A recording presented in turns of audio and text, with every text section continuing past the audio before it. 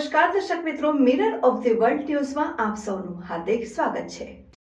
ફતેપુરા ખાતેથી એક્ટિવામાંથી સોનાના દાગીનાની ચોરી કરનાર ગણતરીના કલાકોમાં ઝડપાયો। માંજલપુર વિસ્તારમાં આવેલા અલવાનાકા જીઆઈડીસીમાં રહેતા મહિલા પોતાના પિયર બાજવાડા ખાતે 4 ફેબ્રુઆરીના રોજ સોનાના ઘરેણા સાથે થયેલી એક્ટિવાના હુકમાં લટકાવીને ફતેપુરા છાસ લેવા ગયા। તે દરમિયાન દાગીના જેની આશરે કિંમત ₹13,488ના મત્તા સાથે કોઈએ ચોરી કરી હોવાની સિટી પોલીસ સ્ટેશનમાં ફરિયાદ નોંધાઈ, જેમાં સિટી પોલીસે શહેરના કારેલીબાગ વિસ્તારમાં આવેલા ઇન્દ્રાનગર બ્રિજ નીચેથી આરોપીને મુદ્દામાલ સાથે ઝડપી કાયદેસરની કાર્યવાહી હાથ ધરી।